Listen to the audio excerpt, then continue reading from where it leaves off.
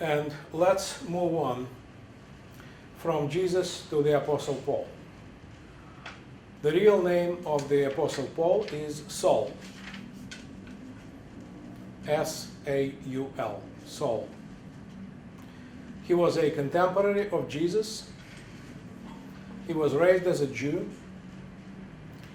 Back in the days of Jesus, there were two major Jewish parties, Sadducees and Pharisees. Sadducees were the priests, Pharisees were the scholars. It was the Pharisees who actually preserved Judaism after the second destruction of the temple. It was the Pharisees who canonized Jewish scriptures. It was the Pharisees who created the Talmud, and the Pharisees who created, who became the rabbis, contemporary rabbis. So Paul was one of the Pharisees. He was a scholar, well versed in Judaism. He was educated by one of the leading scholars, Jewish scholars of the day. Not only was he an educated Jew, but he was against Christianity in the beginning of his career. He was persecuting Christians. But as Paul tells us, once he was on his way to Damascus in Syria, and while on his way to Damascus, he saw a vision of Jesus, who asked him, "Why are you persecuting me?" Paul was blinded by this vision for 3 days, and after he regained his sight, he immediately got baptized, converted to Christianity, and became an ardent follower of Jesus. In the year 49 of the Christian era, as it is recorded in the 5th book of the New Testament, the book of Acts, that tells us about the Acts of the Apostles. In the year 49, all the Christian leaders gathered together in Jerusalem for the first recorded Christian council meeting to discuss the main issue, the issue of Christian identity. You know, the thing is that Christianity was born in the midst of Judaism, and Jesus was a Jew. All of the apostles were Jewish, and all of the early Christian followers were Jews as well. But at some point, the apostles started to admit non-Jews in the community. As the book of Acts tells us, it was the Apostle Peter who baptized the first non-Jew. He was a Roman soldier. So it was the period of transition from a Jewish sect into a world religion. And the main issue was, how should people treat Christians who are not of Jewish origin? In other words, what does it mean to be a Christian? Does it mean that you are different from a Jew? Is being a Christian different from being a Jew? Should, for example, this Roman soldier who is admitted into the Christian religion, should he be circumcised, which was a common ritual for the Jews? Should he study the law, the Torah? Should he study Hebrew? So that was the issue at hand. And the Apostle Paul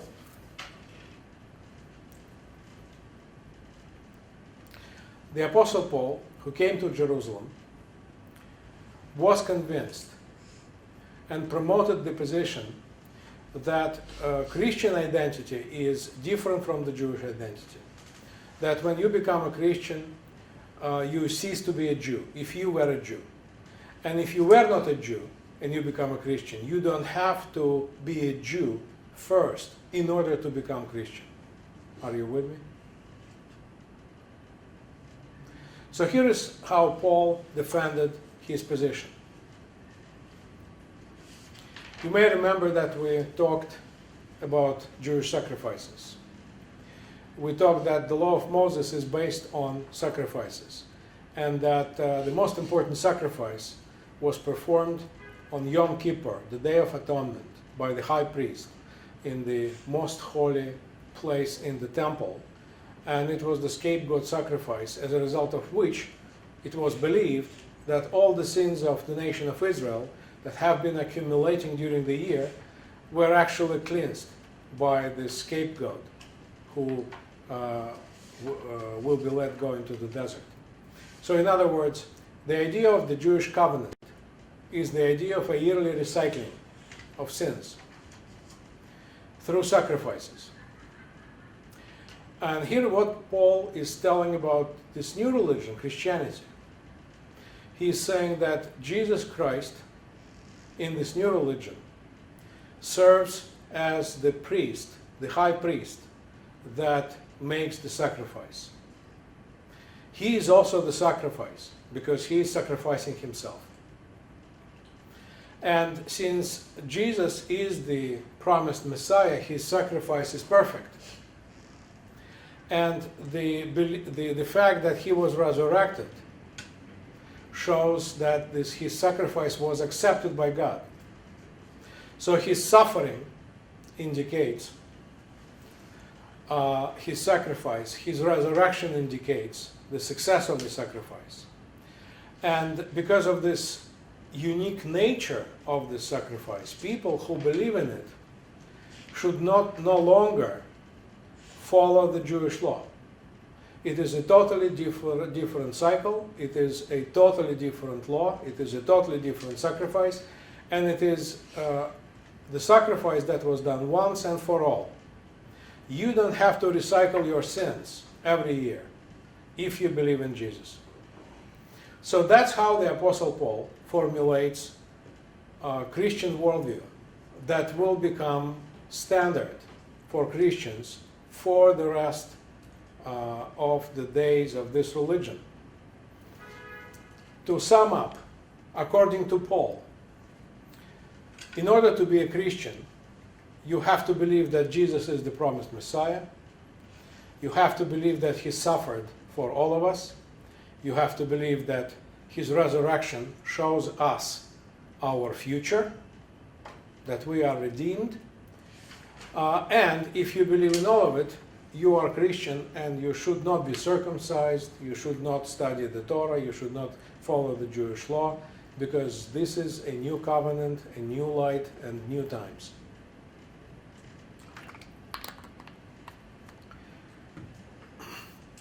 Some of the scholars go as far as to say that it was Paul who created Christianity as a world religion, because his theology allowed the disciples to accept freely people from all backgrounds, all cultures, not only Jews.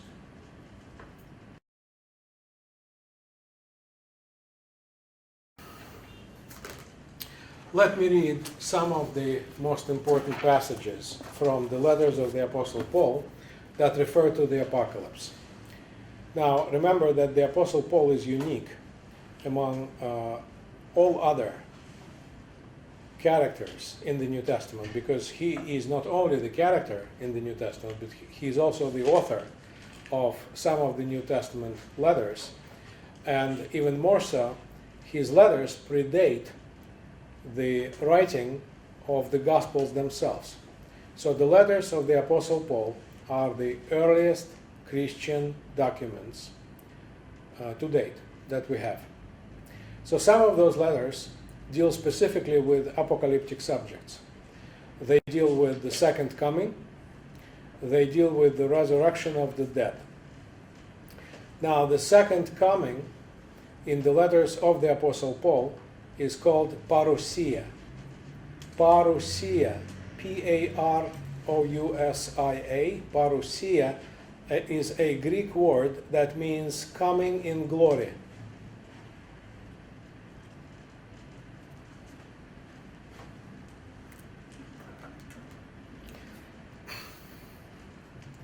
And since, as I said, summer is a time for express study, and I understand that you will not be able to read everything that I asked you to, then let me read some of the passages so that at least you are familiar with them.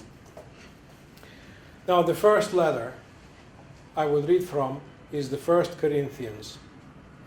The 1 Corinthians chapter 15. Here the Apostle Paul is talking about the resurrection of the dead. Now I would remind you, brothers and sisters, of the good news that I proclaimed to you, which you in turn received, in which also you stand, through which you also are being saved, if you hold firmly to the message that I proclaimed to you, unless you have come to believe in vain. For I handed on to you as of first importance what I in turn had received. And here comes the main idea. That Christ died for our sins in accordance with the Scriptures, and that he was buried, and that he was raised on the third day in accordance with the Scriptures, and that he appeared to Cephas and then to the 12. So this is about the resurrection of Christ. Then Paul is speaking about the resurrection of the dead in general. This is chapter 15, verse 12. But in fact, the chapter 15, verse 20.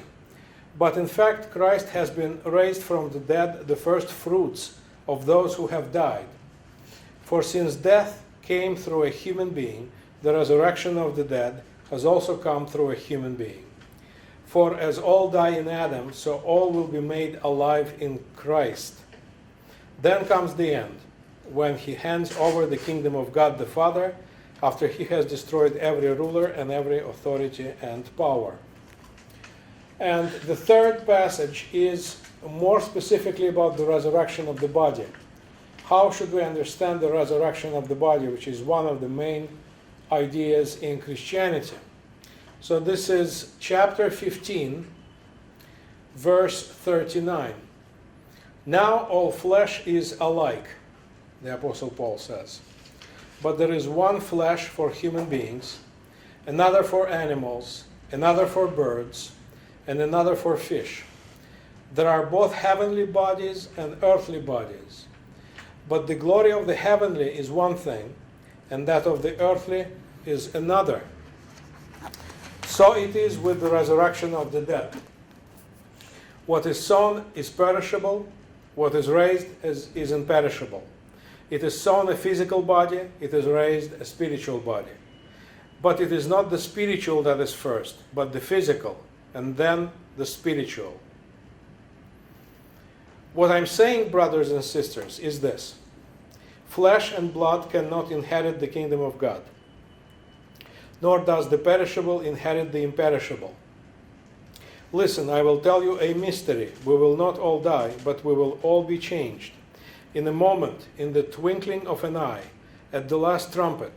For the trumpet will sound, and the dead will be raised imperishable, and we will be changed. When this perishable body puts on imperishability, and this mortal body puts on immortality, then the saying that is written will be fulfilled. Death has been swallowed up in victory. Where, O death, is your victory? Where, O death, is your sting? One more thing that I want to read to you, because that is another famous passage from the Apostle Paul, and we will discuss it when we come to different interpretations of the apocalypse throughout the Christian history. This is from his letter, 2 Thessalonians. And here the Apostle Paul is talking about the conditions in which the apocalypse may take place. So what should we look for before the apocalypse? 2 Thessalonians chapter 2, he is talking about the man of lawlessness. Chapter 2, verse 3, let no one deceive you in any way, for that day will not come unless the rebellion comes first, and the lawless one is revealed, the one destined for destruction. He opposes and exalts himself above every so-called God or object of worship, so that he takes his seat in the temple of God, declaring himself to be God. Do you not remember that I told you these things when I was still with you? And you know what is now restraining him, so that he may be revealed when the time comes. For the mystery of lawlessness is already at work, but only until the one who now restrains it is removed.